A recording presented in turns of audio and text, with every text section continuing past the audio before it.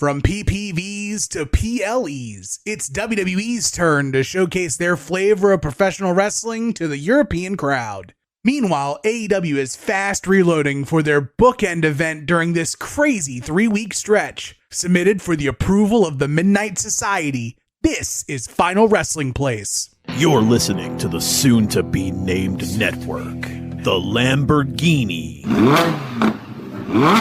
of podcast networks. FWP's so good I listen weekly.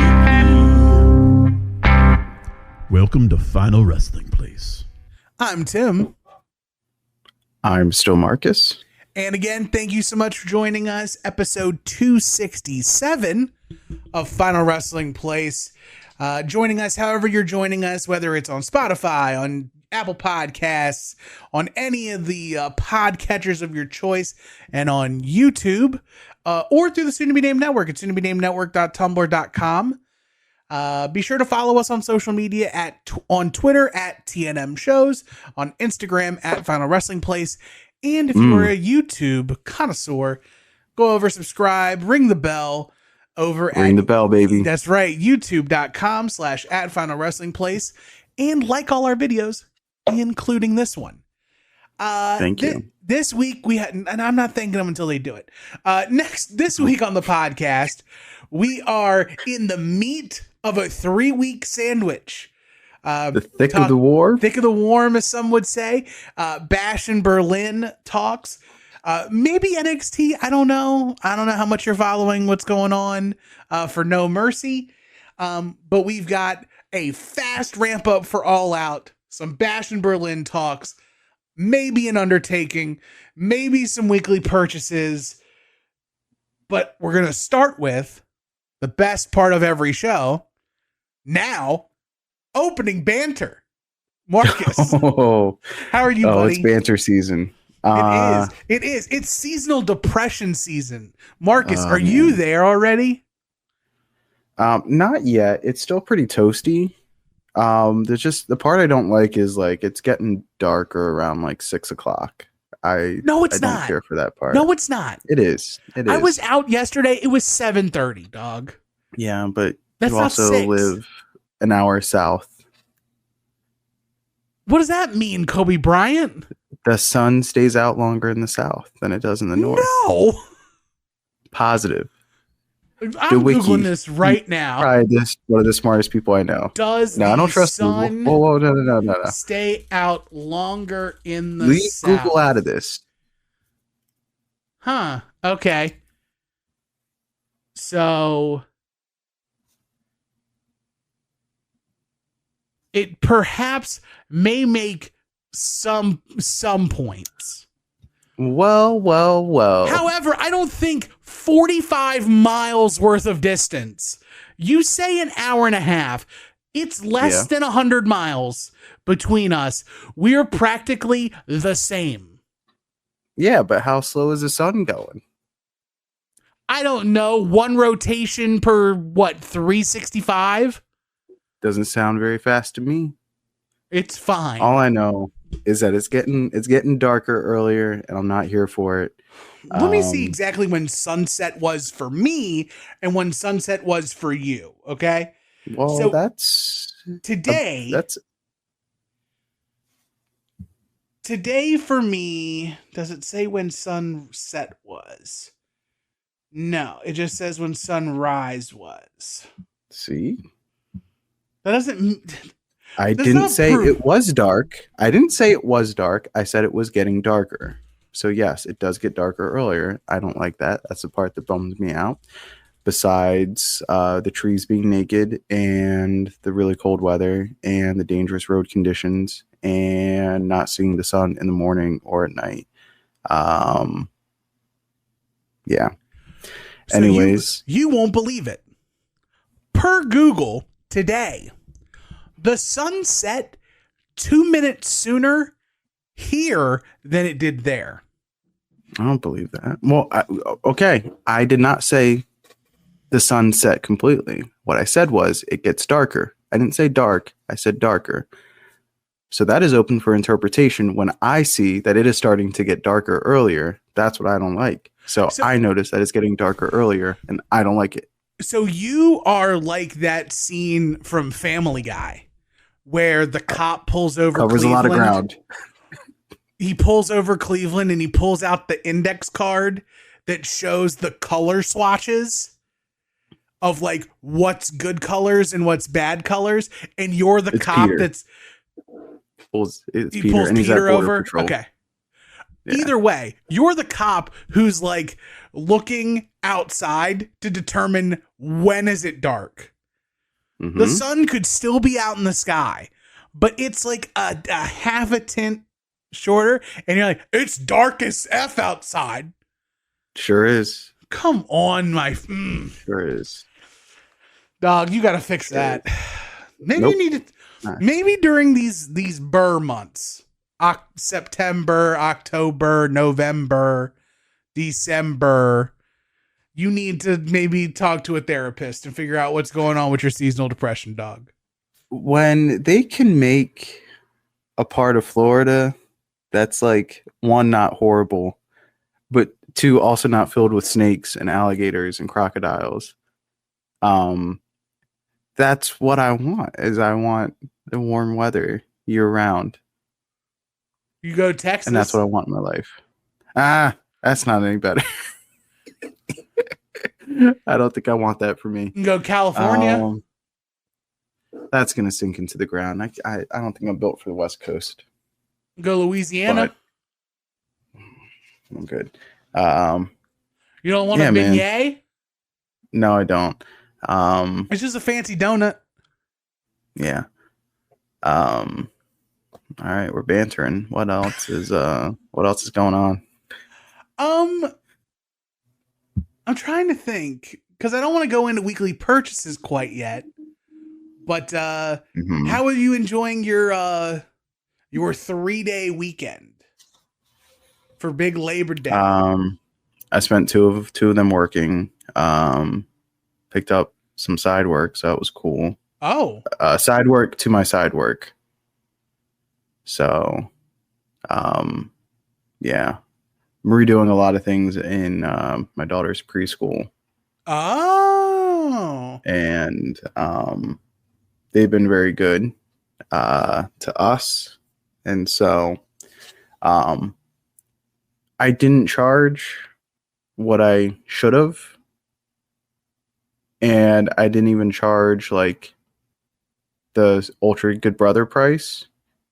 I charged like a notch below that, and I'm tired. I'm sore. My body is screaming. Mistakes were made. And you know what you should have charged? Tuition. That's what you should have charged. Yeah, not.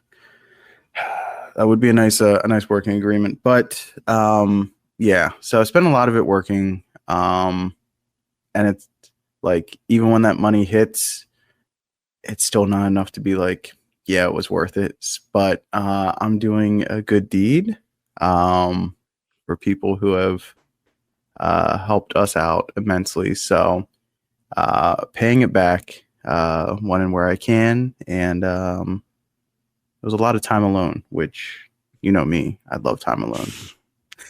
The only thing you love more than doing banter with me on a podcast is your time alone doing absolutely nothing. I absolutely love being alone. It's the best thing ever. I don't know how you do it. Like I love it. Dog, my consortium and our roommate are going to New York City Comic-Con for my birthday. Comic-Con starts on the 16th and ends on the 20th.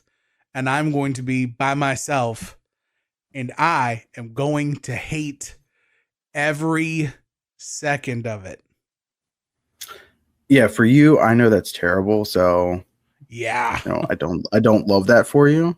Yes, but like if the roles were reversed, that would be like the best birthday gift ever for me. I may ask, see if you're available on one of those days over the weekend. Oh, okay.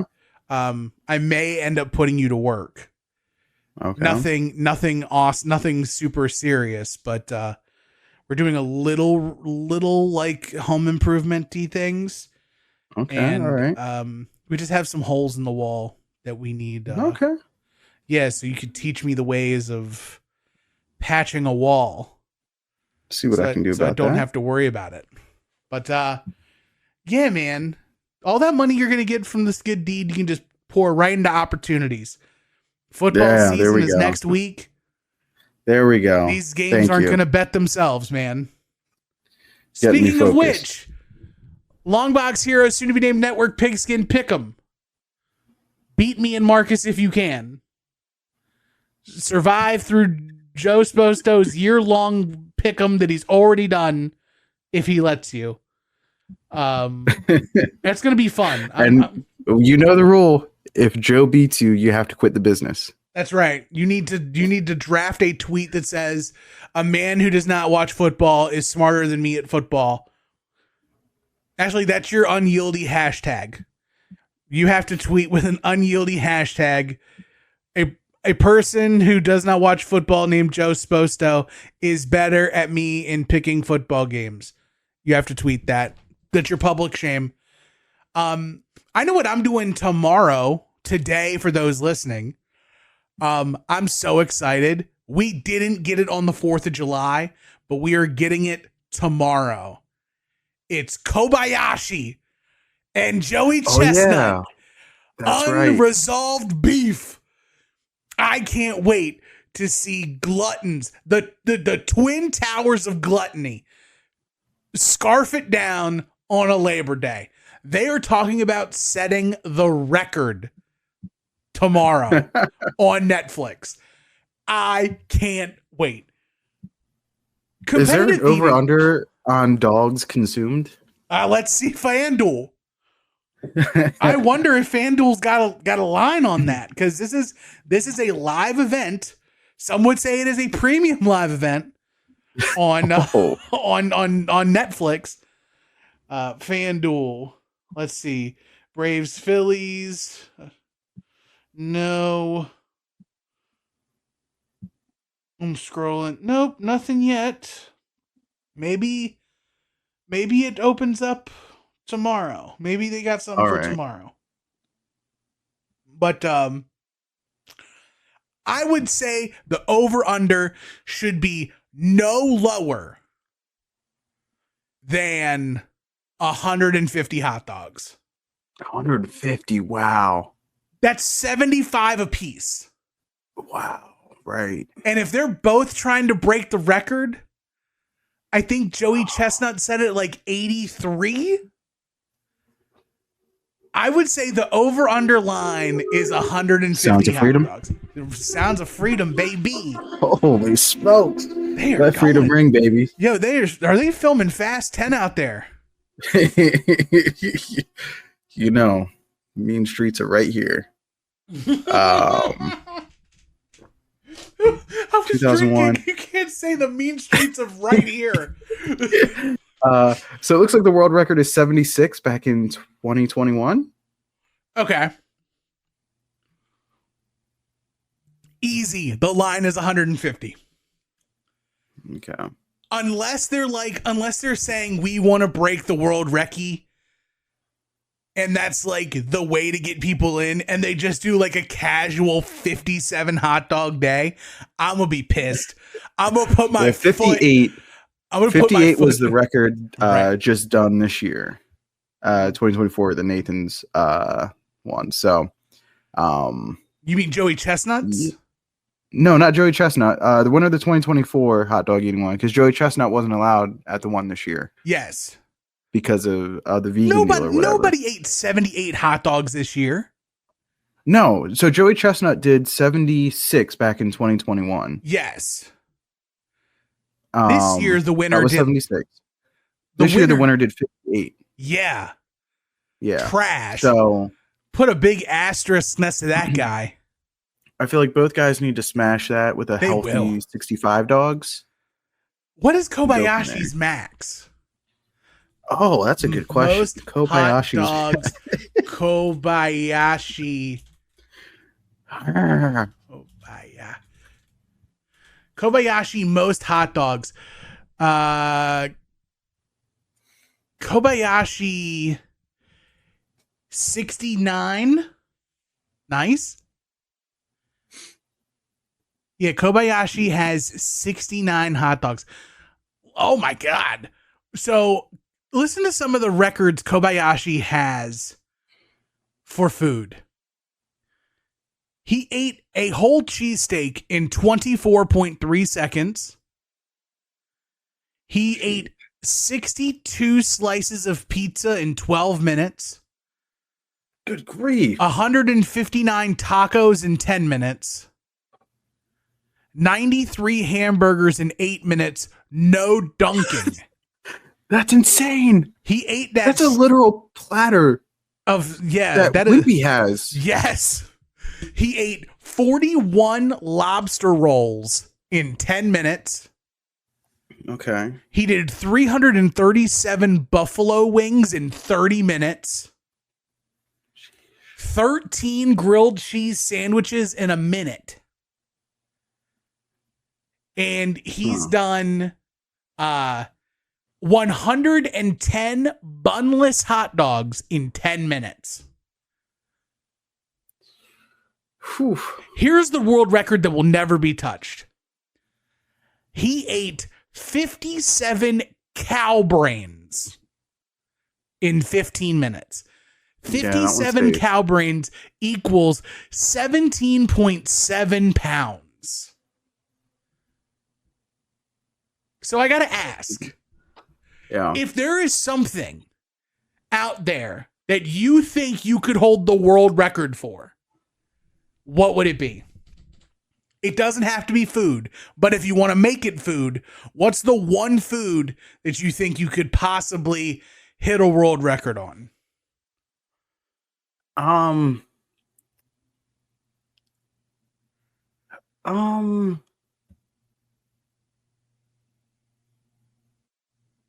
Do I have to eat for speed, or can I just, is it like, do I have a lengthy amount of time? If I can't eat anything for speed. See, that's your problem. Yeah. Because most of these world records are based on speed. No, if you gave me 30 minutes and go to town, I feel like I could win the endurance. So I feel like with a medical staff nearby, I feel like I could really fortune. I feel like I could really go through some donuts. Why are you picking the sugariest thing? And what kind of donuts? Are you just regular glazed boys? Regular glazed, or the chocolate on top. Chocolate glazed. Yeah. Not to be confused with the chocolate cake donut that is glazed. A regular glazed donut with chocolate icing. No, the chocolate cake, those get heavy real quick. Yeah. I am pretty sure I could, with an asterisk, with a medical staff on hand, I could probably set the world record for Totino's pizza rolls. Oh, that's a good one. I probably could smash.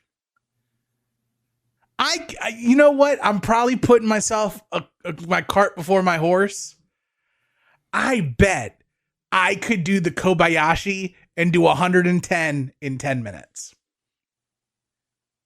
Okay, yeah. That's a big bag and a half in 10 minutes. Yeah. They can't be molten lava. But I could probably, if you give me drinks to go with it, I could smash 110. Don't ask me to do anything else afterwards. Don't ask me to move a couch or move, period. I need to sit still for at least a lean 45 minutes. And then I'm done. But what about not food? Not food.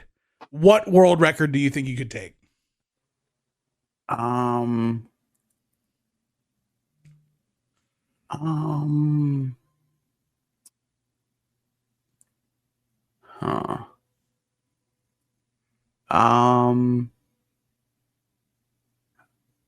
What's the world record for like picks at first base?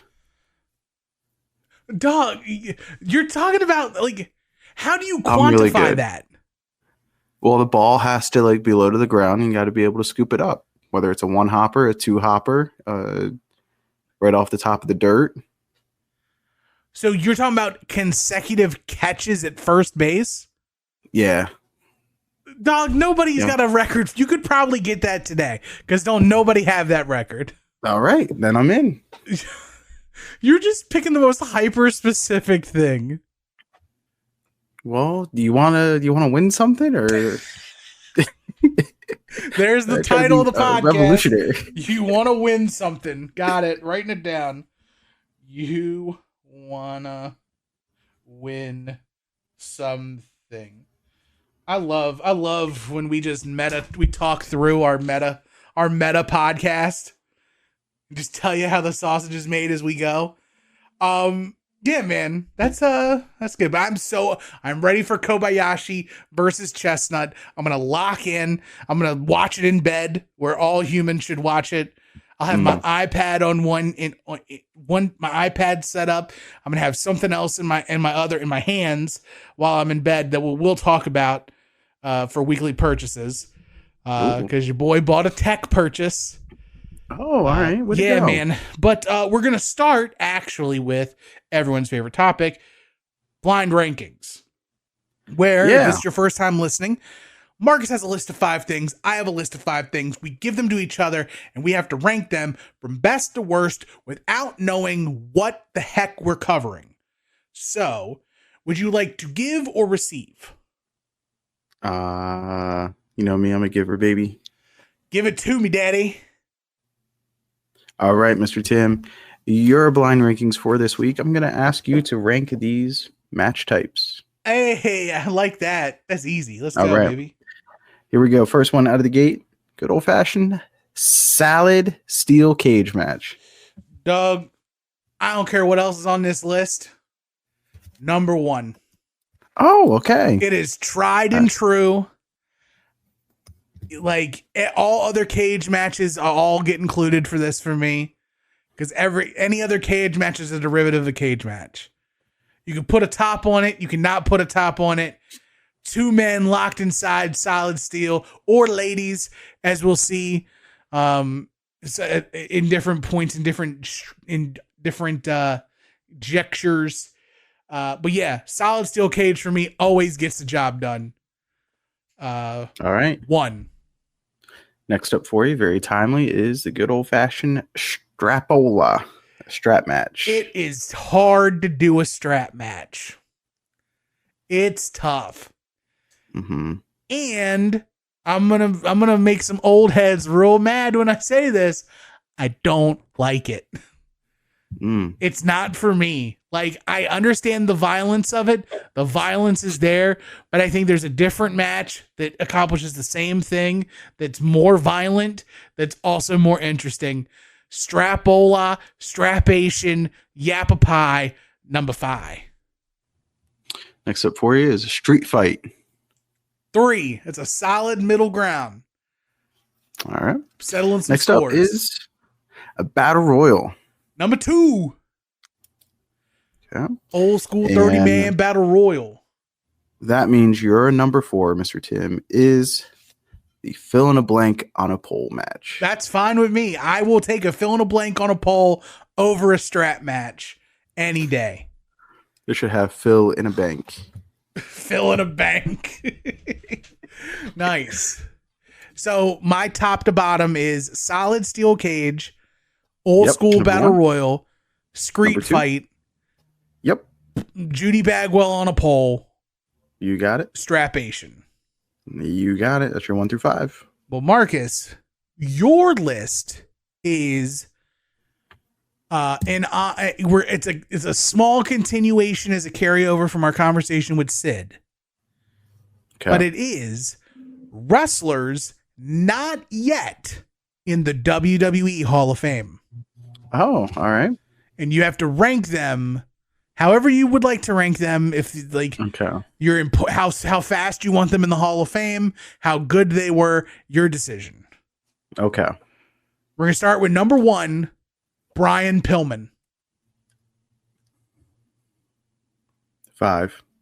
5. Okay. Next up, the Demolition. Number 1. Number 1. Next up, Beast from the East, Bam Bam Bigelow. 4. Next up, some call him Narcissus. Some call him Made in the USA. Some call him the Total Package. Luger. Give me the Total Package for number 2. Oh! And that means your number 3 is former AWA World Champion and one half of the Strike Force, Ricky Martel. Ricky Martel. I'm really happy with how my blind ranking turned out. Yeah, you had Demolition at 1, Lex Luger at 2, Rick Martel at 3, Bam Bam Bigelow at 4, and Lexus King Sr. at 5. I wouldn't change a single thing about it. And I wouldn't change mine, man. Congratulations to us. We finally got one right. The both of us batted 1,000 for blind rankings this week. Of course, right. Let us know your not so blind rankings, whether it be in the comment section on the YouTube or in the TNM Shows channel on the Discord. Mr. Marcus, your hand is up. We can dummy it down. I specifically want to hear everybody's pick for Hall of Fame. Like, who would you like to get into the Hall of Fame, whether it's the WWE Hall of Fame, TNA Hall of Fame? I'm sorry, I didn't mean TNA. Mr. Tim? TNA Wrestling. Thank you. Cross the line. Yes. So yeah, any wrestling Hall of Fame, let us know who you would like to get in. Curious for everybody's picks. Yeah, and I also want to hear what your favorite match type is. Like, some people just like traditional one-on-one, but I'm curious what you guys think. As we move along, before we jump into the nuts and the bolts of things, let's do a little dust up of everything going on in AEW land. All right. Boy, they are everybody has pretty much said that it is way too fast of a turnaround from All In to All Out. And it's borderline Herculean to make All Out feel special and different from All In. But within a night, they've got like half the card already set. And it looks kind of decent. It does. It does. Like, you can say it's top heavy or whatever, but like, it's a lot of angles that they started on the build up to all in. So like, I think from the very beginning, I had Garcia and MJF pegged for All Out. That was no doubter. I think Max is getting a win over Danny Garcia. So no doubt about it there. But the big one for me is Hangman and Swerve. We knew that this match was coming because it's been so heavy on TV. It was just kind of a matter of when, and I didn't really expect it to be All Out. I was kind of surprised, but like when Swerve showed up on Dynamite, I was like, oh, okay, I guess we're doing this. But then for them to add it, and I thought in a pretty good manner to get to it as natural as you can in a pro wrestling sense with the steel cage. I'm super pumped, and I would love to see it main event. Yeah, I mean, I think that there is a camp that could say this is the most main event match for the pay-per-view. Before we talk about the other matches that they've laid out, do you feel some type of way that it's Swerve and Hangman and not Hangman Double J? No, I think the payoff in the Casino Gauntlet was probably as good as it was going to be. Neither man had to take the pinfall loss. Jarrett gets to get up real quick with the guitar shot, which is probably what we all would have wanted anyways. And yeah, so later on we get to see Hangman come out and pretty much move on as in continue the feud with Swerve. So it was a pretty natural like stop and move on. Yeah, I agree. I do wholeheartedly agree. But also announced Stat and Willow have a stipulation now. It was weird. I kind of felt that like the Swerve Hangman stip was going to go to Willow and Stat, but I'm fine with it. They're in the good old fashioned street fight. As Willow says, there's nobody in AEW that has a better resume in street fights than her. That's right. And I'll count it. I'm not going to do the math on it. She's got it. So I'm very excited for that. And then, of course, we have the match I'm not the most excited for, but maybe somebody could talk me off the ledge. American Dragon versus the Scapegoat. Bryan Danielson versus Jack Perry. That somebody ain't gonna be me, partner. I understand what they try to do, but this is like this is my wrestling fan brain. I didn't like it when they did this with Ospreay and Swerve. Champion versus champion. Mm-hmm. I hate it even more because I don't like Jack Perry. Like so I like when somebody's been on a roll, baby, and there's a big win. I like when it's okay, the TNT champion or the Continental champion or the international champion, they just had a big win. They've been beating everybody. Cool. You get you're now the number one contender. Take your shot at the world title. I like that. I like that thinking. That should happen more in wrestling. That should not happen with Jungle Boy Jack Perry, huh? Right. If I have any hope that this match can be escalated, I hope that it starts with Jungle Jack like on the pre-show getting the jump on Danielson. Okay. And Danielson getting so hot that he demands the match like starts the show. Yeah. And they do something to like, oh, we got to restructure the card. Oh, we're starting off with our world title match. Get your pay-per-view orders in now. Like, I hope they do something like that to like, it's not like reminiscent of like, I feel like a Taz in ECW. And like, it was so tough to get challengers for him. And Joe, let me know if I'm speaking out of school here, but like that Taz 99 run, I believe, with the ECW title, it's like so hard to get challengers. And like, they kind of keep going back to Sabu, but it's like, all right, who else do we have?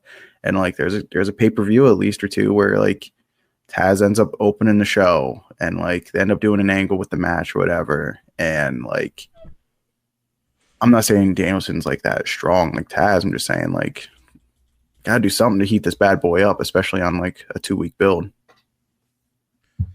Yeah, I'm taking a look right now at the pay-per-views in 99. Just doing a quick Wikipedia search, baby. I'm just opening up these cards really quick. Taz leaves. When does Taz leave? Is it Heatwave? Or is it Anarchy Rules? It's one of those. So, guilty as charged 99. He doesn't open the show. He main events with Shane Douglas. House Party 99. He's got Shane Douglas. Crossing the Line 99. Taz is not on the card. Living Dangerously. Taz is the main event. But he's with Sabu. CyberSlam. Taz is in the middle of the show with Chris Candido. I think that's what I'm thinking of. It's a Candido match. Break the Barrier, nothing. Hardcore Heaven 99. Taz opens the show with Chris Candido. There it is. That's what I'm thinking of. And then he main events the show against Bubba Dudley. So Taz doing double duty. Hostile City Showdown. Taz is near the end of the card with Tajiri. Heatwave 99. Taz and Tajiri again. Yeah, so like Taz, it does make your point, right? Like you definitely have it. And then Anarchy Rules. Anarchy Rules is where Taz loses the title in the three-way dance. Okay. So your point's made. I mean, ECW struggling to get contenders for the title. They're running through. Taz is essentially running through the triple threat, and then a smattering of Ray Dudley if you're nasty, right? But it's about the same for Bryan Danielson. I'm curious to see who this, especially for like quote the final countdown, right? Like, I feel like it needs to be like all killer, no filler, right? He should be going against every person he faces. I want to be somebody who is at a level that could snuff the dragon out. Jack Perry ain't it. What put the dragon out? I'm the man that put the dragon out. Yeah. And Jack Perry's not it. He might be when he like fully develops into becoming Raven. But right now, he looks like Sandman's kid. He's not there yet. He worships Raven. He's not Raven. I worship Raven now. Yeah, just do it. You might as well just put his head back and he worships me. Tyler Fullington. God bless him. Anything else from AEW? Is there anything else that you want to kind of see on this all-out show? Oh, Will Ospreay and Pac. He's a bastard. I'm very much looking forward to that match. I think that match is going to do laps around Ospreay and MJF. Granted, MJF and Ospreay had the story with the Tiger Daddy. I get it. Stadium setting, homecoming, whatever, right? But I think from a bell-to-bell match, this is going to restore. Sounds of Freedom. This is going to restore the feeling of Will Ospreay for me. This match is going to do me some good. Yeah, you know what? I don't even count Pac as a small wrestler because he is so huge. I really appreciate. I really appreciate. I can't remember if that was Joe or Adam or We Need Wrestling, but somebody said Pac is one of like the only small wrestlers I like. I don't even count him as small. That dude is huge, and I'm here for it. He makes me believe. For sure. And there's also a 6 match announced so far. The TBS title will be on the line. Mercedes Moné looks to erase the doubts from the Britt Baker match with Hikaru Shida. Shida on Collision yesterday on the 31st faced Queen Aminata, Thunder Rosa, and Serena Deeb in a 4-way to earn her shot at the TBS champion. I liked their match on Dynamite a few weeks ago. But I don't know if I need to see the run back. This is like when a quarterback's had like 7 incompletions in a row, and you call just like a curl route. It's like a rollout. It hit somebody. Just 6 yards. Just, hey, let's get a rhythm going. Play action. That's what Sheeta's here for. A nice drop back play action bootleg. Nothing crazy. Tight end is following. The tight end and the quarterback are walking together. Just a little dunk. Move the sticks a little bit. Let's get in a rhythm. Got to start somewhere. That's what this is. That sounds about right. I'm curious as to what we may be missing from this. I'm guessing we're probably going to get the FTRs versus the GYVs. Oh boy. Which riveting. Congratulations to you guys. I wonder if we'll get a 6-man title. No, we won't, because Pac's fighting for the international. That's right. Bucks won't fight. I wonder if we get Claudio and Okada again for the Continental title. That would be good, and put a 30-minute time limit on it, right? Yeah, put another time limit on 10 it. minutes. I'm trying to think of what else they would do. Even then, there's another piece of AEW I want to talk about before we move on, and this is the Jon Moxley. Oh yes, I'm glad you brought this up. Let's talk about it. Yeah, so it's been covered ad nauseum across the soon-to-be-named network. But if we're the only podcast on the network you listen to, we're going to give it to you again, baby. Mox is back. Mox looks like... Dad's home. If Jon Moxley before looks like he killed and ate Dean Ambrose, then this Moxley killed and ate the Jon Moxley that killed and ate Dean Ambrose, right? Yeah. He looks extra angry, extra like... For a guy who just spent a lot of time off, not like loving this business, he looks pissed. He looks like a guy who like took off work, but he kept getting work emails.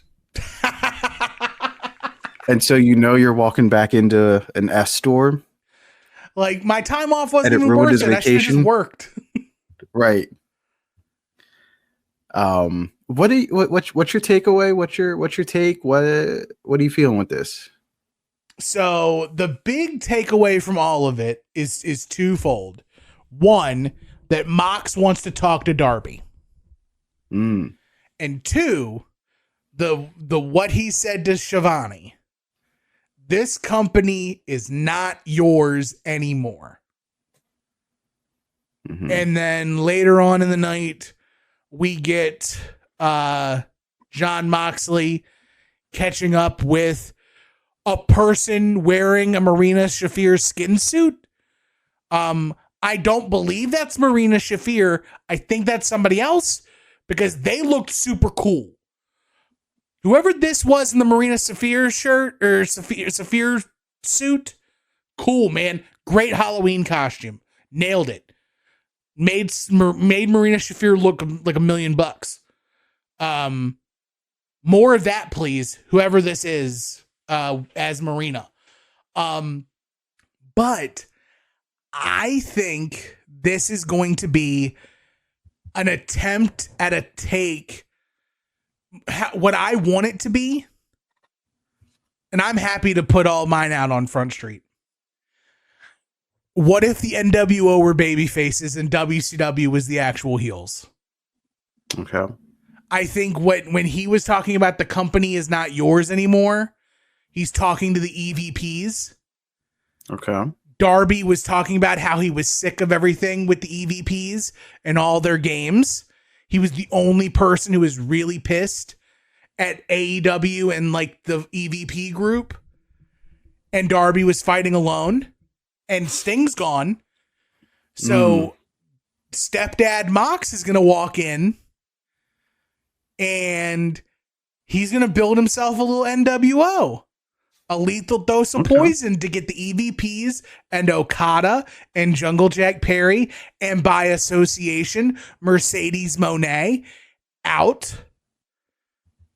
And it's not, this is a code red away from the Blackpool Combat Club. This is different. Now here's where I differ from a lot of other people. I don't want Josh Barnett anywhere near this. Yeah, no, thank you. No, thank you. It can be Josh Barnett inspired. I just don't want him there. Nope. If you want to make it the War Master, if y'all want to be the War Masters, And like, just like the Blackpool Combat Club was named after Regal, if you guys want to name yourselves after Josh Barnett, if you guys want to be the Bolt Throwers, if you guys want to be the War Masters, if you want to be Bloodsport Inc., whatever you want to call it. Hey, you guys want to be the Pure Fusion Collective? Well, I heard that name's taken, but yeah, wouldn't you know? What are the what chances? do you know? What a horrible All name. But I think that that's what it's going to end up being. I think that Mox and Darby are going to lead a charge against the EVPs. We've already got the woman to go against Mercedes, which, by the way, even though I'm booking it, Tony Khan, I will never forgive you if you give me Mercedes Moné versus Marina Shafir one-on-one on television for anything. I know I just booked it. I want to be wrong. Let me be wrong. But if you give it to me, I'll never forgive you. Has about 45 seconds before it goes off the rails, I think. Tap or snap. If Marina gets an arm and just like flash beats Mercedes to send Mercedes up to the world title, and Marina gets the TNT, the TBS title, cool. Yeah. But all right. I'm curious who that tag team would be, right? Yeah, I know it is fun to speculate like who else, but I'm so intrigued with the what that I don't want another addition to this group anytime soon. Right. And I don't want it to turn into a who. It could be Mox and Darby versus the world. And for me, that's where it's at. You have Mox, who is like a one-man wrecking machine. Yeah. You have Darby, who is absolutely insane. Yes. And you have Marina Shafir, who, if they can finally pull whatever it is that is in her, because she has something, but it hasn't been in-ring singles competition. It hasn't been tag work. It hasn't been in a group or group adjacent. So there's something there. So if she is also there now as like this enforcer, dope. Maybe that's it. But she's been signed for the better part of the last like 6 or 7 years. Right. And I haven't seen it yet. She's had so many different eyes and hands looking and tinkering. But there's something there. Right. There's something there. And if it's going to come out, it's going to be in this group. And I think we got a glimmer of it on Dynamite. So like, I'm good with just those three. Don't need anybody else. Don't want anybody else. I don't even want to think about the who. Like, yeah, I do want to see Mox and Darby maybe fight first. And like I know that's what the Combat Club style. Right. Like we've already been there before. But yeah, I'm so intrigued with the what. I don't want to think about the who right now. So that's where I'm at with it, but really strong angle. I wasn't sure if he was talking, because like after I watched it, I'm like, okay, he's not talking at Tony Schiavone. Right. Like, that's not who this is directed at. No. So is it Tony Khan or is it the Young Bucks, like you were saying? Like I've got narrowed down to those two. If it's Tony Khan, then it's like, well, then is it like I was gone and you let your company go to crap? So and now I'm here to fix it and take it over, and you've lost it. There's another fan theory that's out there that I've heard floated. This isn't news. This is just like the fan theory. Who did Tony Khan meet with a couple of months ago? Oh, shoot. What if it's Shane McMahon? Oh, that'd be so dope. And what if Mox... That would be so good, dude. What if Shane... I'm in. ...is buying AEW, quote unquote. I'm in. And he's now like a majority investor or whatever. Yeah. And Mox and Marina and Darby are the harbingers of Shane McMahon. Like AEW Underground. AEW Underground, baby. We might be cooking here, as they would say on Twitter. Or we're about to get cooked in the Discord. Either way, we're cooking something. Shane McMahon being involved would be hilarious because I think this is like so strong and so good. But it's not kind of be an interesting way to bring him in. It's not uncommon for a McMahon to be the higher power. All right. Well, could be speculating there. Yeah. But I think that puts a little ribbon on AEW for this week. Of course, we got the pay-per-view coming up. We'll talk about that after it happens on this podcast. What else you want to talk about, Mr. Tim? Well, we did just have a premium live event over in the Uba Arena in I don't know why I just casually walked into a bad Arnold Schwarzenegger impression. Yeah, you did. German, Austria. Very bad. Very German. Very bad. Put another shrimp on the Barbie. Wrong Austria. But WWE presented Bash in Berlin over the weekend. A tight 5-match card. But it's our opportunity now to give you all the viewers' choice of this. Where we give you the must watch, the must skip, and who the MVP of the event was. Do you have the card in front of you? Oh, yes, I will. Oh, yes, I will. Well, I think I can do it off the top of my head, maybe. We opened the show with the undisputed WWE Championship as Cody Rhodes defended against Kevin Owens. The next match... we had Bianca Belair and Jade Cargill taking on the Unholy Union. Oh, boy. For the women's tag team titles, we had in a strap match, Drew McIntyre taking on CM Punk. We had the mixed tag with the Judgment Day versus the Terror Twins. Sure did. And then in our main event of the evening, we had Gunther defending the World Heavyweight Championship against the Viper. The Viper Man. That's right. Aside from the main event, because we're obviously going to talk about it. Yeah. Anything must watch or must skip from the first 4 matches? I'm going to go ahead and say must skip Bianca Belair, Jade Cargill, Unholy Union. They're moving underwater. I don't know who or what is to blame, what the reason for that is. I know Bianca Belair can do 1,000,000 times better. This isn't a skill issue, I don't think. Either they're calling matches that are way beyond what Jade can handle right now.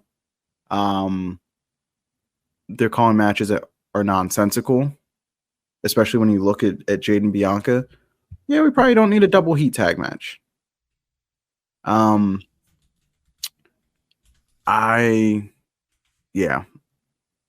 a single strike landed home in this match. Nothing past the eye test. Thoroughly disappointed. I do not get the Unholy Union. They have a name that would make you think that like Undertaker and Kevin Sullivan came together to make like the ultimate Satan group. And instead they come out and they're doing the iconic shtick. It doesn't make sense to me. So I hope they go back to the drawing board.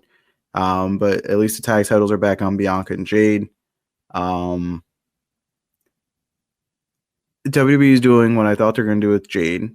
And it was the same thing that AEW was doing. She does not need to be a wrestler. Please stop. No more.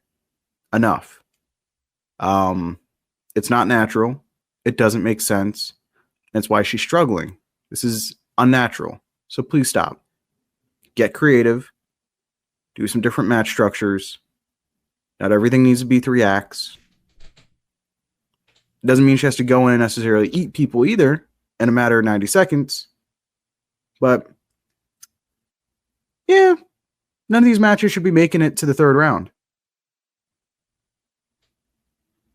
Everything should be ending when Jade gets her hands on you. Yeah, especially since like Jade's tag partner is Bianca. Like if Jade had a different partner, maybe. But to make me believe that like Bianca is second fiddle to Jade in any stretch of the imagination just blows my mind, right? Good for them putting the titles on them, I guess, for the simple fact of now that they're the women's tag champions, you can take Bianca and Jade on the road and they can go to all the brands. And Jade can get work everywhere and like keep going and doing the stuff and things. Especially with SmackDown now going to the CW, right? Or no, NXT is going to the CW. SmackDown going to Fox. USA. Or USA. SmackDown to USA. SmackDown to USA. NXT to the CW. Like, start strutting them around, man. There's plenty of women's tag teams. Not that they're not. I'm not saying. I'm not putting in another adjective on it, but there are plenty of women's teams now between Raw and NXT and Raw. There's women there. Female teams. Make them work, baby. Put them out there. And it's good. Jade is eye-catching. Bianca is eye-catching. You know? Put them out there. No, you have two, like Bianca, I can say, actual WWE superstar. Yeah. We've seen it.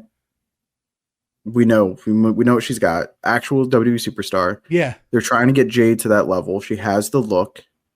She has the presence. So now it's getting the in-ring to come along. Magazine Stand Hall of Famer, Jade Cargill. Yes. 8x10 world champ. 8x10 world champion, Jade Cargill. Cannot go wrong. But Mr. Tim, what do you have for a must-watch or must-skip? I'm going to give a must-watch to the mixed tag. Okay. I enjoyed it a lot.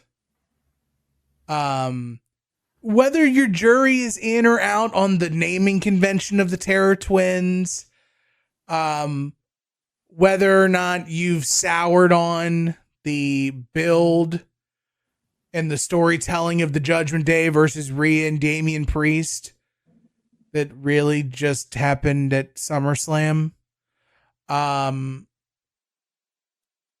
thought this was really cool, man. It was good to see. It was really cool to see Hulk Hogan and Hulk Hogan teaming up to take on all of their villains at the same time.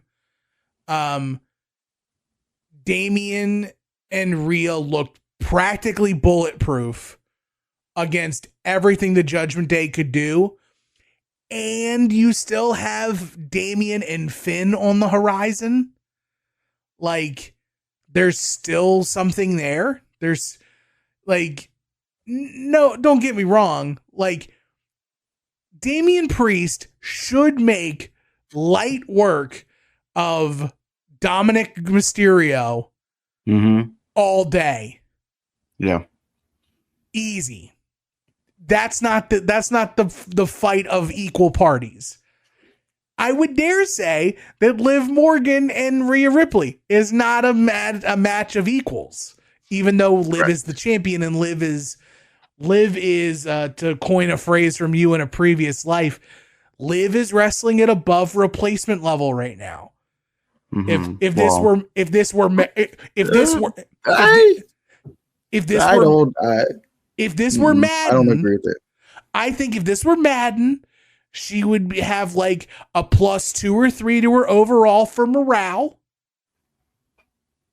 She's playing a little bit. She's playing a little bit better than what she has been in the past. It could be a fresh paint of coat. It could be I'm still seeing her in cut off Daisy Duke shorts. I think that's probably it. But I also think that like she's if anything, she is more interesting to me as a character right now. Well, I can hear that. I can hear that. What I cannot hear is the in-ring getting better because that hasn't. Well, the thing is, because I am more interested, it's rose-colored glasses. And it's like, at least she's giving me something. And because I'm getting something, I'm willing to concede and grade on a lesser scale somewhere else. Right? Okay. I can hear that. Sure. Okay. So she did bust out a really cool move during the match. That like octopus the one where she went to hit the ropes and try to hit a code breaker, but then nothing hit, and then so Rhea just had to take a nosedive, and Michael Cole was like, "I don't know what that was, but she hit it."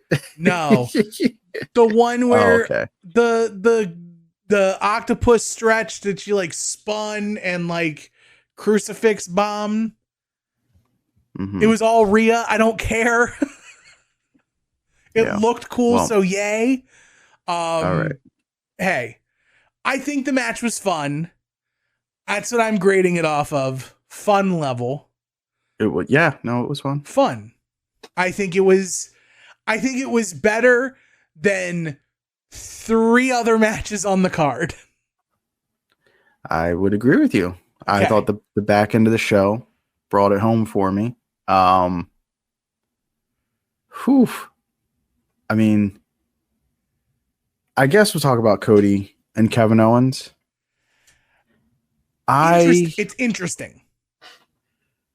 I was so close to giving this a must watch. Yeah. Because the front half of the match was worked like, I thought, like a Mid-Atlantic match. Yes. And they were building and building and building.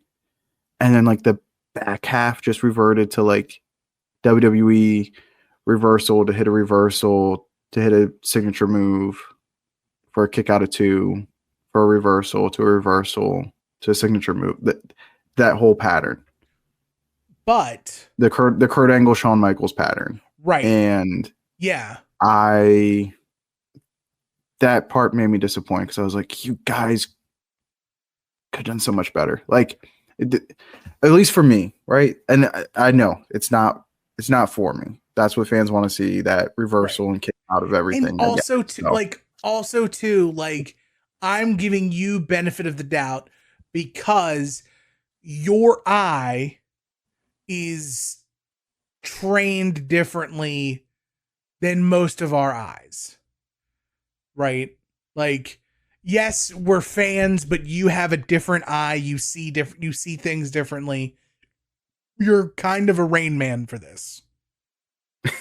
Like, and that's not a knock on you or saying that you're mentally insufficient in any way, shape, or form, unless it's on a computer. But that's true. That's right. Cell phones, on the other hand, he's got it in spades, and that's where the opportunities are. Now I will say I was quite interested in the story they were telling about the conflict of self that Kevin Owens was on. Yes. And even in the midst of the finisher spam, signature spam, counter, reversal, kick out at 2, Kevin is fighting his inner demon. And you watch it in real time. And it's what makes him lose. And it's exactly why Kevin didn't want the match in the first place.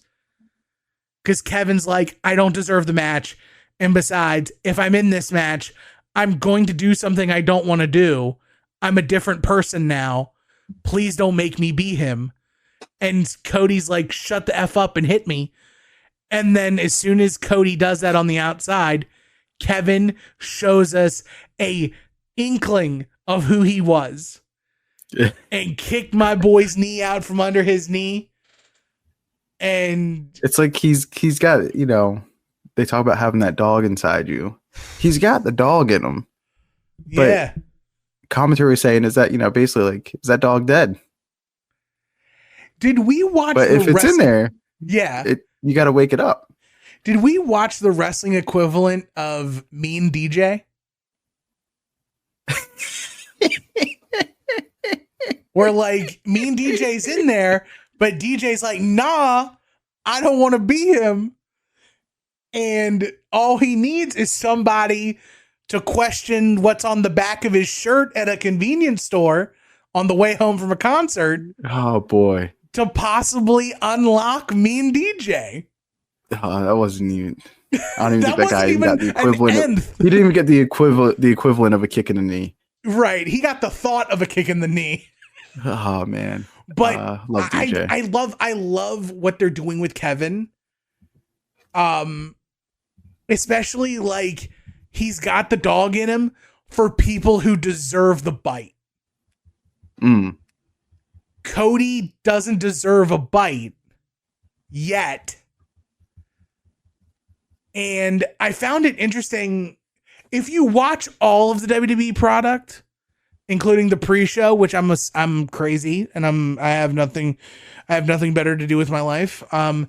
The Miz actually made an interesting point during the pre-show along the lines of Cody purposely picking Kevin Owens, knowing that Kevin is neutered.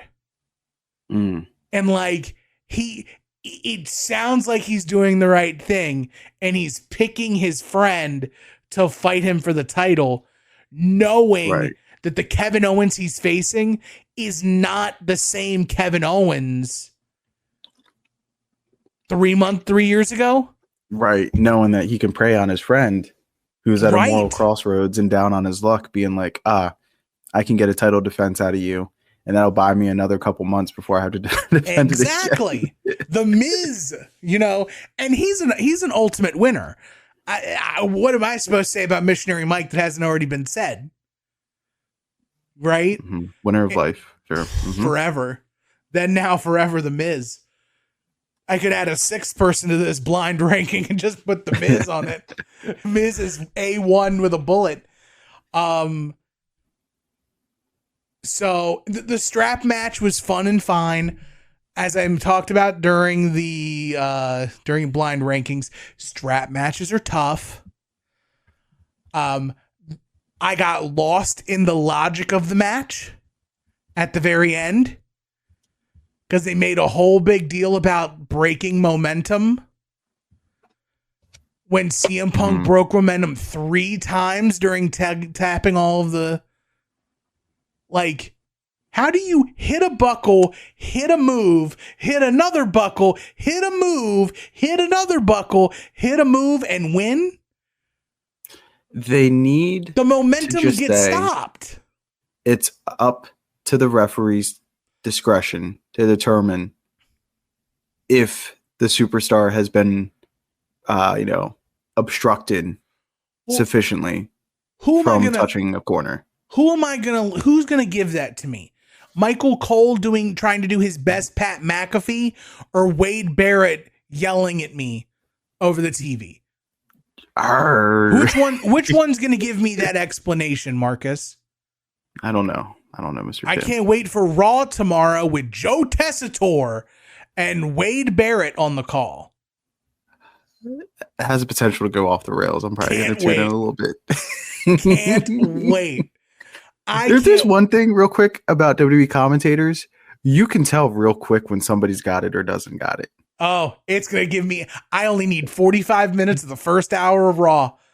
I will know by 9 o'clock if Joe Tessitore was the right hire or if they're going to fire him and bring back Jimmy Smiths. Jimmy Smiths. Bring him back. Wow. I forgot about him, but yeah. Bald-headed Jimmy Smith. Bring him back. What an error. Speaking of error, there was no error in the main event. Gunther, Randy Orton, a world title match. Man. The only nitpick I got, and this is the smallest nitpick in the history of nitpicks, and it irked me the minute I saw it. Big Gunth, why you leg slapping on lariats, dog? Don't need it. You don't have the extra meat no more. Trying to make up for contact. Don't care. Don't slap. Stop doing that. Okay? Just put your meat on the man. Throw that line. Let it stick. I don't need to hear it. I can see it. I can feel it. And you're going to hear the meat on meat contact. Yeah. Randy's going to sell for you. It ain't like Randy's not going to sell for you. One of the best sellers in WWE. I almost get emotional. Talking about Randy? About this match. Talking about this match. I was so excited. Because I didn't get to watch the whole event in one succession, so I had to break it up. And knowing that I was going to get to watch Randy and Gunther, and I was spoiler free. I think I maybe said excited. One thing in the group Something about chat. Orton's great selling. I'm like, well, that's a given. I think what I said was, what exactly did I say? Oh, Gunther selling his cheeks off. Okay. And he was too. They were both selling. They were both selling, getting the most out of everything. Plenty of contact, great storytelling. I love the natural use of the ringside environment. Mm-hmm. Didn't need a kendo stick. Didn't need to break the barricade that always breaks, and we have to pretend it's our first time seeing that ever. The ring steps. Get in position for the table. The announce table. That's all you need. I'm going to include this in my personal match of the year rankings at the end of the year. Okay. This one's up there. Yeah. This was dudes rocking. This was. I'm absolutely here for this match. I thought the finish was fantastic. It gave me the perfect mix of like MMA vibes with pro wrestling vibes. With the Gunther choke and then Orton getting up and slamming Gunther. It's like, cool. I broke free. And then Gunther just finds that second wind, that home cooking. He finds the schnitzel. He gets up and he locks in on Orton. And that last big bump at the end took enough out of Orton that he didn't have enough to recover and fight off the choke. And then the show of respect at the end. Like, awesome. Yeah. This was dudes rocking, man. This was pro wrestling. I absolutely loved it. So gets a hearty must watch for me as well. I hope this gets 5 stars. I do too. I don't care about star rankings. Went 35 minutes.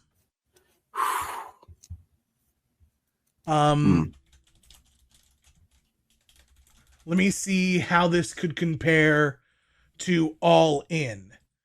Meltzer's All In star ratings came in. Oh, cool. Stoke and Stat versus Willow and Big Tom got 3. Good. The triangle, the ladder match to open the show got 4.5.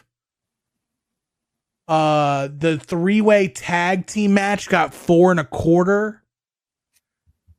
The gauntlet match got 4.5. Ospreay MJF got 5. Danielson and Swerve got 5.25. 5.25. It's got to be better than that FTR Bucks Acclaim match. If it's not more than 4.5, I'm gonna cry. Yeah, the system's broken. The system is broken, but- yes. And like, I'm not saying, I'm not citing the Dave Meltzer scale because it's right or accurate. I'm citing it because people put inflated influence on these star ratings. And I would probably take Randy and Gunther over everything on All In, with the exception of Danielson Swerve, the Gauntlet match, Mm-hmm. Mm-hmm. and Osprey MJF. No, I will take this over Osprey MJF. But Randy Orton's also my guy. Right, I get that. I think here I'll append it. MJF and Osprey is the bar. Mm-hmm. I think Orton and Gunther at least meet that. Right? I don't think that was the best match. That meaning Osprey MJF, that wasn't the best match on All In, but it was really good. Yeah. But this beats that. And the only other thing, choo-choo. Oh, Night Train coming come through. aboard the Ho train. Ho train. But yeah, man, that match is awesome. For people who wanted to dunk on Randy Orton, this is another example that your dunking is incorrect. And I don't want to hear, well, he was in there with Gunther. Not his problem. Not his concern. If Orton wrestled this exact match with anybody else, it would be just as good. But because it's Gunther, it adds more sizzle. There's more steak, and there's more seasoning. More chicken. More would you chicken, say? more rice, more Nutella, 50% more Nutella. We're locked in. MVP of the night, Gunther. Yeah, his show, his hometown, match of the night. He was the star of the show. Came through. Yeah, man. Big sellout Jones. Real fun. Do we want to talk about the press conference at all? I didn't watch the press conference, so no. I find the WWE ones to be less talk worthy than anything else. So I didn't no, either. I'm sure that At Odds or We Need Wrestling are going to address the non-answers that Cody gave during the press conference. Triple H was not at the press conference. Okay. Cody actually opened the press conference. You ready to feel old, Marcus? Triple H's oldest daughter is going to college. All right. I feel a little old. Yep. But Triple H left Bash in Berlin immediately after the show, got on a jet to go home to do the send off to school thing, which I feel is a little late because college shouldn't have already been back like 2 weeks ago, especially for freshman orientation. I don't know how college works with super rich schools. I don't know how I have no idea. College works. But Cody ended up doing the EVP thing, but he was asked about the McMahon documentary that's coming out on Netflix. Okay. And he said, I'm in the middle of a Game of Thrones rewatch. I might watch the McMahon documentary. It has no WWE involvement in it. It's not a WWE thing. And then he was asked about Janelle Grant outright. Okay. He was asked, do you believe Janelle Wright? And Cody Janelle Grant. Yeah. Yeah. And Cody was like, I think a lot of us find out what you find out at the same time. And a lot of us are focused on doing what we do in the ring. Mm-hmm. So, like, justice is going to be served. That's what Cody said. Like, His justice will be boys will make sure of served. that. Justice will be served. Like, and he basically towed the company line a little bit. But like, I don't know. Yeah. I don't Right. really have an opinion, a solid opinion on the state of press conferences in 2024 anymore.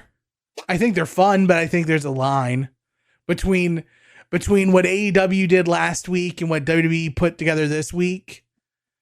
It's just, I don't know. Has the usefulness of the press conference been worn out, and now it's like either you're going to treat the press conference as actual like news, or you're going to treat it as like an advancement of a story. And they try to do both. You can't do both. You can't do both. They try to do both, and you can't do both. And not everybody's good off the cuff, unprepared. So they had the right guy out there, though. If anybody's going to be the guy who's going to catch the arrows in real time, it's good Cody's practice the for when guy. he gets to take over NXT, right? Hey, Cody could take over. I'm sorry, that's gonna be Phil. That's gonna be Phil. Cody Yeah, Phil's got over, NXT. Cody's gonna take over WWE. Okay. Yeah, baby. All right. What else we got, Mr. Tim? Let me see. We covered this. We covered that. I'm just like scrolling through. What do we have? Oh, yeah, we've got this.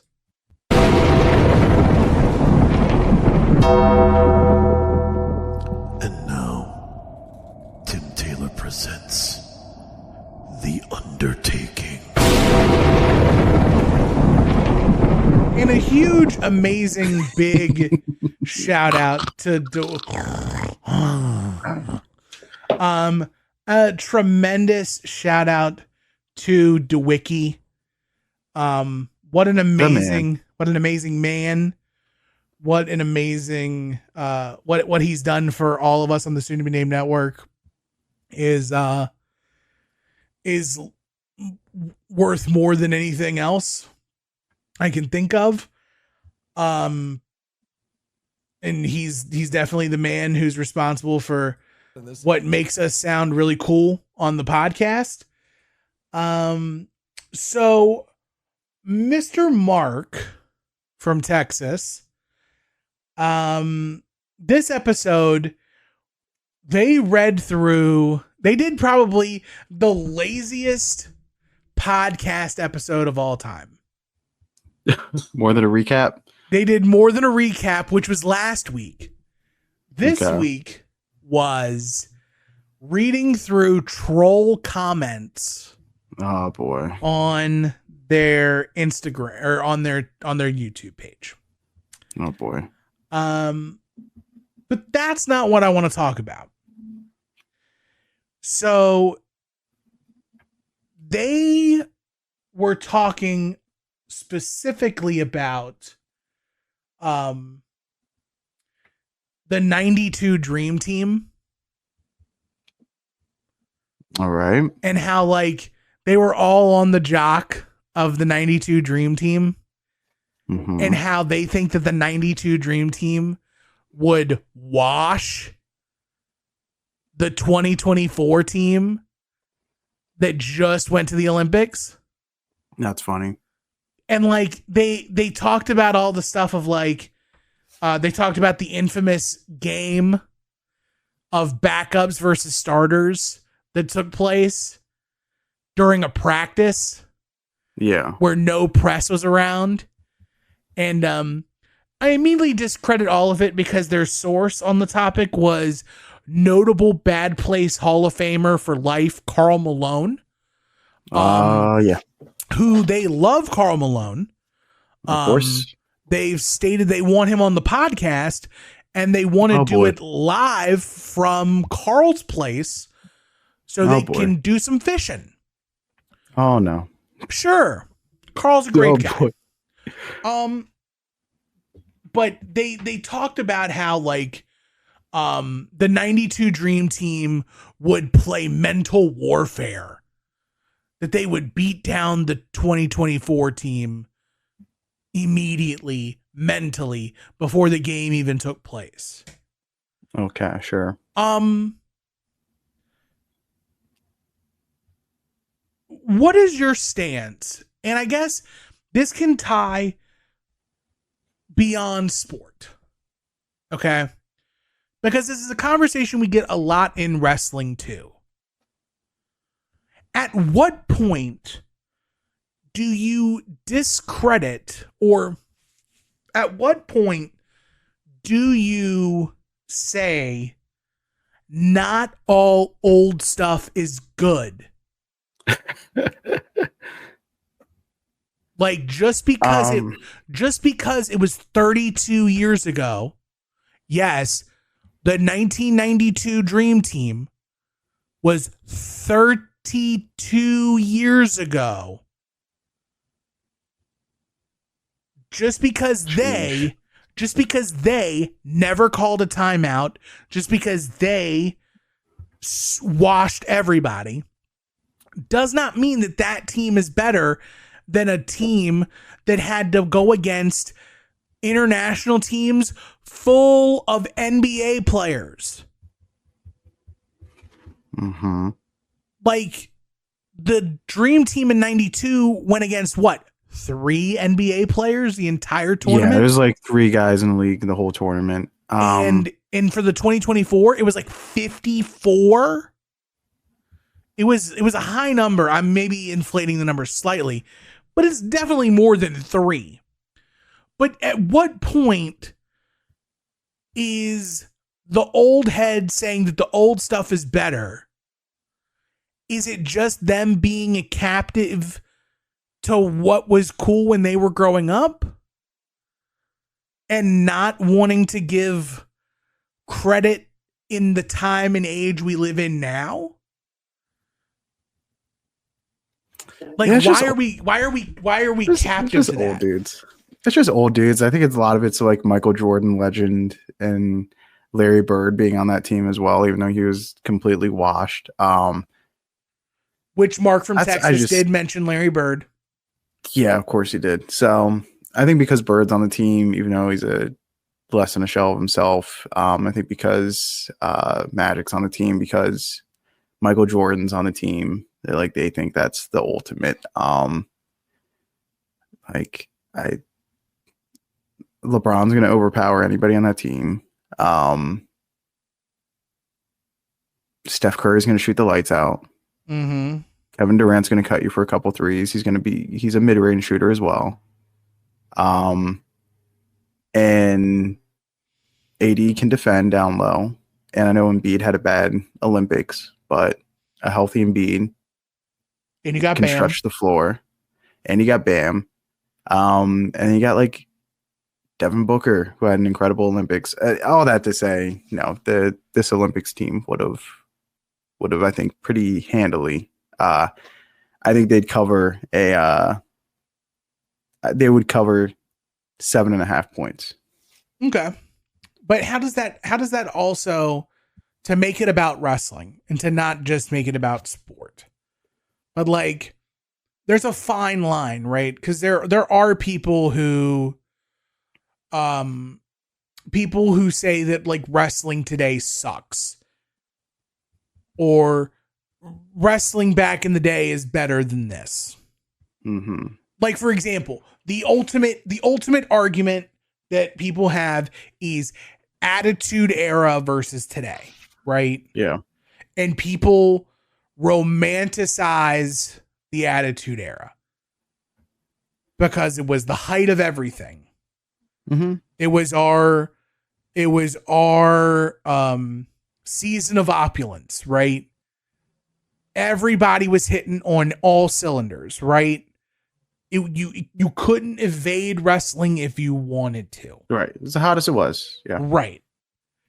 But to say that like stuff in the Attitude Era is better than what we have today, from an in-ring standpoint, I disagree. From a storyline standpoint, maybe you've got an argument, but it's just, I don't know, man. Where do you stand on the then versus now conversation? The athleticism and move execution, for the most part, is greater now. I guess the spectacle is greater now. The athleticism is greater now, but I think the storytelling, I think the fundamentals, were miles and miles better than now. So I just think it comes down to preference. If you want to watch good move doers, a million of them now. If you want to watch great storytellers and stories being told, there's a lot less of that. You want to watch great strikes? Yeah, you do. You got to go back to the Attitude Era. You got to go back before then. Yeah, I don't know. That's just my takeaway. I think it depends what you end up valuing or liking. So, I'm not a moves guy. I don't think you are either. Seth Rollins, heck of a talent. But no, he's never emotionally moved me. Right. And it's not because I'm not glued in. I was very connected to the Shield. I hope that they get the credit they deserve for changing the in-ring style in WWE someday. I think the style, if you like that athleticism and high-paced action, I think it can directly be traced back to the Shield and their in-ring debut at TLC 2012. Yeah, it can all go back there, but he never connected with me like a Macho Man or, name any other wrestler from that time. It's not just because, again, not because I was a kid or I was younger or whatever. I do get connected to guys now, but it's just different. Right. And that's not to say, though, that there's not good storytelling going on now.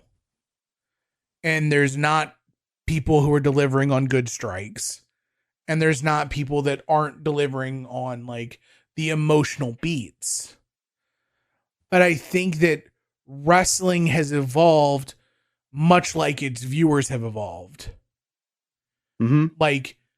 We are definitely a clippable, snippable, gifable society, right? What can I get in 45 seconds that's going to hold us? And that's just how all of our brains have, some would say evolved, some would say devolved, but with so much to consume across the globe, not just wrestling wise, but entertainment wise, doing what you've done in the past exclusively does not push things forward. I think that there's a time and a place for both of the things that we mentioned, right? Should there be more quality storytelling across the board in ring? Yes. Is that a direct result of the homogenized product that WWE is pouring out through its development system through NXT? Yes. Mm-hmm. Right. But also, is some of that going to get rectified with a challenger brand like AEW that will both feed the WWE and be fed WWE guys who had to live in that clippable, shareable, gifable lifestyle that now want to be who really want to focus back on the storytelling. Think of an Adam Copeland, think of a Christian Cage, think of a Claudio Castagnoli, a Bryan Danielson, a Ricochet, guys like that going to AEW, but also at the same time being fed out, You've got your all egos. You've got your Julias who just made her official debut at No Mercy yesterday or over the weekend rather, at No Mercy. I think there's a place for everything now because wrestling it's not just one style of wrestling that gets people. There's I don't know if you've seen the guy. Have you seen or heard anything about the Wrestling Done Right guy? Nope. He sounds horrible. He is horrible. Yeah. But he's just an old man wrestling fan who claims that like there's a way that wrestling is done right. And he is the biggest like bandwagon jumping guy ever. And right now he claims right now that the only promotion right now that's doing wrestling done right is Pro Wrestling Noah. Noah. Of all the places to claim is doing the best wrestling, you're picking Noah? It ain't even the best in Japan, bruh. Yeah. If anything, people are gonna be it's clickbaiting. DDT. Yeah. But it is interesting. It is interesting to have the conversation of old versus new. And there's a ton of old stuff that I love. But during the Attitude Era, I more look fondly on the storylines and the out of the ring bits from the Attitude Era. That's what that pops into my head more so than the in-ring. To me, the in-ring stuff really gets me late Federation years, early New Gen years. Like that's where, because then like you have your Mantars and your Duke Drosies and your goons and all these other like nonsensical occupational characters, right? So having a Bret Hart stand out or like a 1-2-3 Kid stand out or a Razor Ramon stand out, like those guys really get it. Sure. And that's just speaking from the WWE side. WWF or WCW side, like especially during the Attitude Era, Sting's gone for like 18 months. So it's like it's the NWO running roughshod, and how are the NWO going to be cool on TV this week? And like the cruiserweights going buck wild, and that's it. Like, I am due to like try to rewatch the Attitude Era, or at least like skim through it. But I think I'll be more focused on the angles and not the matches. Because I think that's just where it was. Yeah.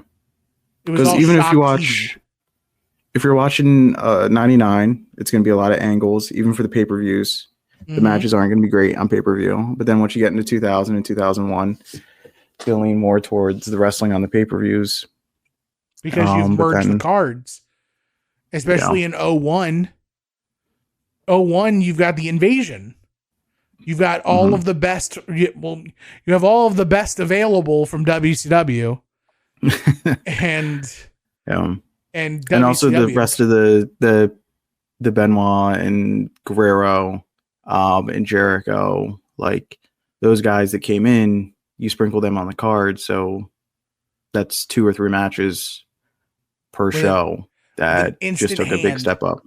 And then you got Rob Van Dam who's there, and that's a step up. And you've got like there's not a lot of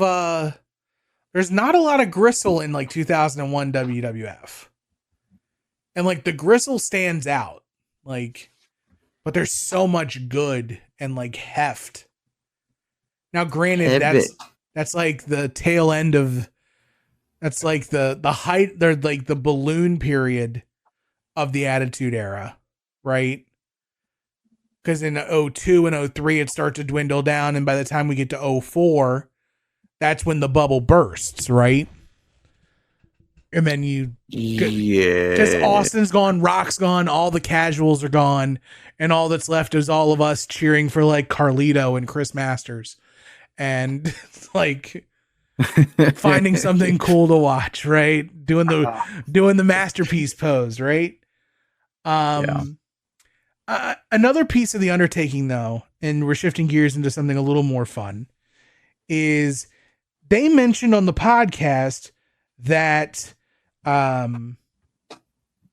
what is this thing that we did?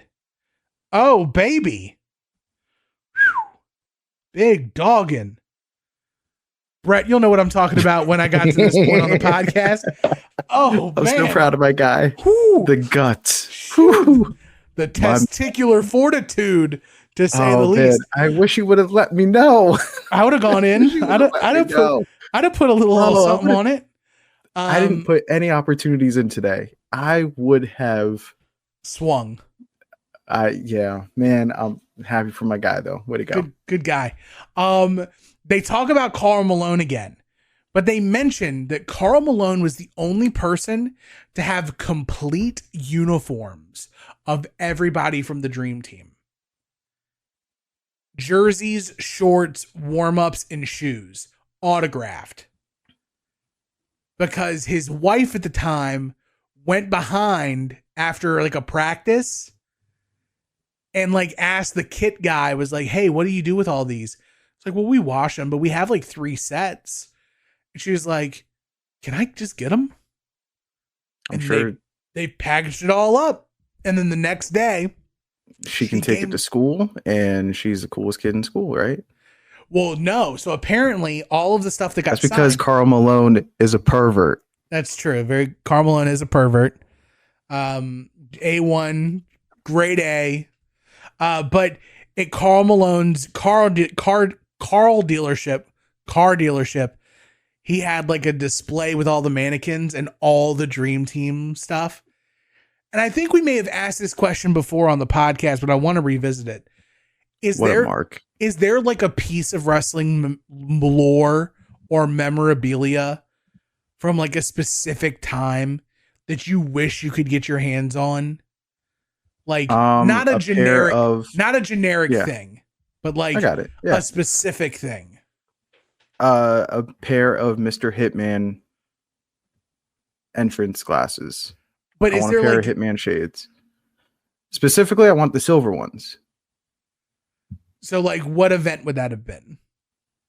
When he had the silver, early 89, 90. Okay.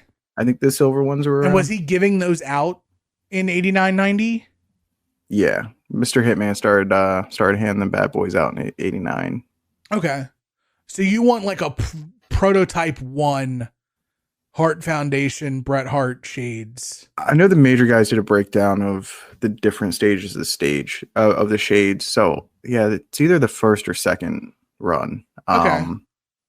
But what's yours? I would love, this is like dream, but I would love the original WCW title. Like a Ron Simmons belt? A ring used Ron Simmons WCW title. Okay. If I can't have that, I would love an authentic Sting bat. Like that's a good one. That's a really good one. Yeah, like you gotta have them. An authentic Sting bat from like one of the papes. That's cool. Like uncensored 97. Yes, signed, inscribed, dated. Like that's it. Like, cause that to me, that is more of like a, hey, we have this charity auction. You can win a ring used Sting bat. That's cool, right? modern day, what would I love from like the last 10 years? I would love a all three members of the New Day signed box of Bootios. Oh, okay. I feel like I they were selling those, but probably not. They probably were, or you could buy a box of Bootios and then get all three to sign it like an access. And then like that sounds right. Yeah. Ring memorabilia. Like who had like a really cool, iconic like piece of gear or and I know all of the trolls are screaming a friendship bracelet. But no. If I'm getting one of those, it's going to come from Marcus's friend Taylor. Yeah, I don't know about anything else like in ring wise. It would definitely be interesting to think about of like what it would possibly be that you could get your hands on that's actually like memorable. Yeah. Yeah. But do you have anything else to cover? Because I think we have touched on pretty much everything we want to touch on. Is there anything we've missed? Yeah. Weekly purchases real quick. Yeah, weekly purchases. Did you buy anything? I did make some purchases this week. I went ahead and I pre-ordered the WrestleMania Elite of WrestleMania 4, Mr. Hitman from the Battle Royal. So I got that bad boy on the way. And I also went ahead and I pre-ordered the Bushwhackers from Survivor Series 93. Most likely, yes, they're going to sit at ringside and they will be on sale. But if I happen to miss them and they become hard to find, I'm not going to forgive myself. Right. Survivor Series 93 is a sentimental show to me, so had to have them. So that was my fig purchase. And then also made a card purchase from the MMA Shark. Ooh.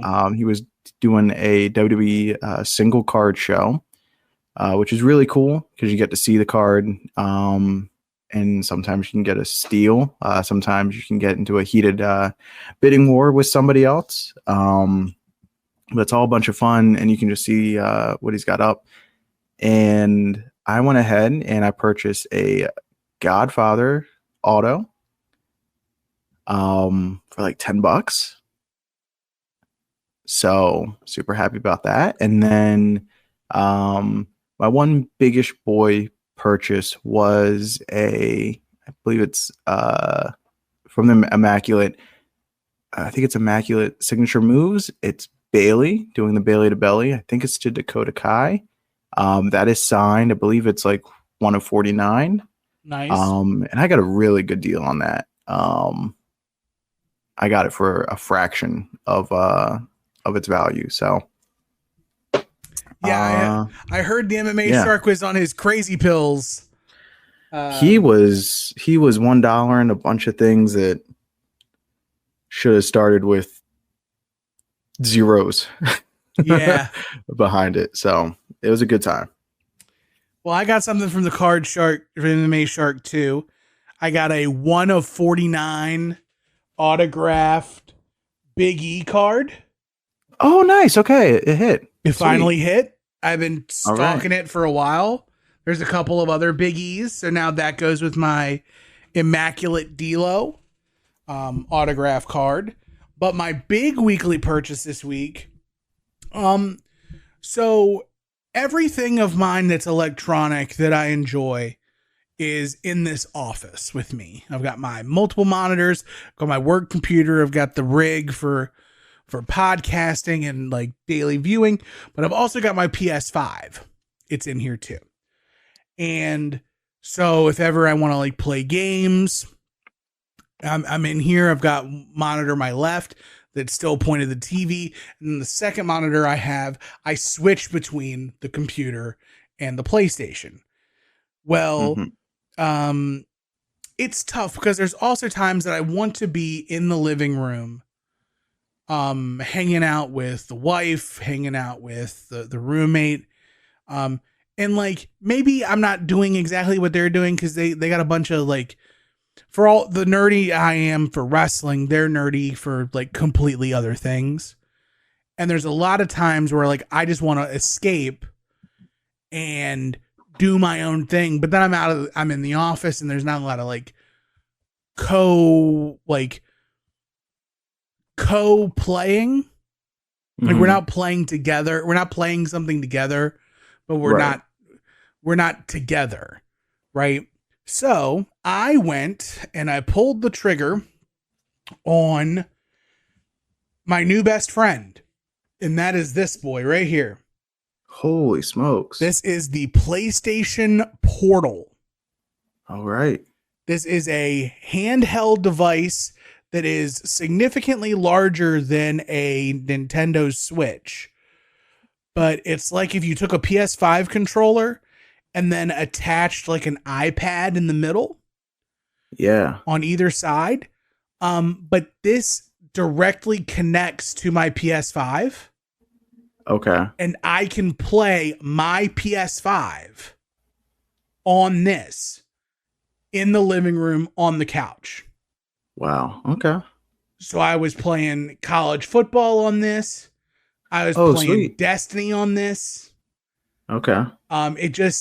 There's a little bit of latency issues, especially if like you're having struggles with internet connectivity issues. But it is so far, it is worth its weight in gold. It's not a like piggy bank buster. But it is it's priced high because it's Sony. Mm-hmm. But if I ever go on a road trip and I want to, as long as the PlayStation is on rest mode and is able to be accessed over the internet, and I connect this to the internet, I can boot up my PlayStation from anywhere in the world and play it on my Portal. And that, my friend, is sweet. That is pretty dope. And there's a headphone jack in it too, so I can hear out of this and I don't necessarily have to bother anyone else. So if there's like a time where it's like, oh, come to bed, I'm bringing the Portal. I'm not ready for bed yet. I'm just going to play the Portal while you sleep, and then I'll go to bed 2 hours after you. It's the Kindle for men. It's Kindle for men. It's the Taylor Swift for men, for video games. So yeah, I'm very happy for that. I was holding off possibly on waiting till my birthday, hoping that I may have gotten it as a gift. But now the consortium has to figure out what else they're going to get me, because I couldn't wait. Because I just wanted, I wanted to be more present with like the rest of the house. And I feel like I spend too much time in the office as it is. And then it's also like, if you don't get it for your birthday and you're not going to buy it for yourself after your birthday, you got the holidays coming up. Like, it's always something. So it's going to be March before I get one. So I might as well get it now. Yeah. And I don't have to worry about it. But yeah, weekly purchases all done and dusted, suited and booted, ready to go. Marcus, do you have anything to plug? I do not. I do. I'll be at 3 Legacies Wrestling next weekend during All Out. It is the 2nd year anniversary show. With it's Ricardo Rodriguez's promotion out in the greater Lancaster area. Chris Van Vliet will be on hand. So can you do me a favor? Can you like poke him, see if he's real, or yeah, I'll get a handshake straight through? I'm gonna try to get a handshake. Okay. And I don't know. I don't do marked photos really. I wish I did. But I don't know if Chris Van Vliet would be the first person I'd get a marked photo with. Like it's weird. Hop in the TNM Discord channel thing. I do on there, so on the much for this community already. I let do you my want name Tim to get a mark changed. pick with Chris Van Vliet? Hashtag take the pictures. Sure. But yeah, I'm gonna be calling the show with friend of the network Chris O'Mealy from the CKCC Radio. Right. I did commentary with Joey Image before. Now I'm doing with Chris O'Mealy, so should be good. Should be a fun time. Wishing I could be watching All Out, but I'm happy to be calling wrestling. It's so much fun. Other than that, soon to be named network.tumblr.com at your home for this and so many other podcasts, including but not limited to our wrestling offerings of At Odds to Wrestling with Joe and Adam and We Need Wrestling with DJ and Brett. It was very good to hear my name has been brought back into DJ's mouth. I appreciate that. Definitely gave me warm and fuzzies. Check out Wings on Wings. It is the home stretch. You have 4 weeks to get 150 some episodes done. Can be done. Light work. Just stop watching wrestling. If you want to follow us on social media, please do. At Not the Tool Man for me, the Wrestling Speakeasy for Marcus, if you know, you know. At TNM Shows on Twitter. At Final Wrestling Place on Instagram. Follow us wherever you get your podcasts, on any podcatcher, on YouTube, on Apple Podcasts, on Spotify. Let us know. We will be back here next week to talk All Out, to talk more seasonal depression, as it'll probably be getting darker in the middle of September. But football season will be here, so expect a lot of light banter on that. But right now, all that's left is to tell the people goodbye. Bye, boys.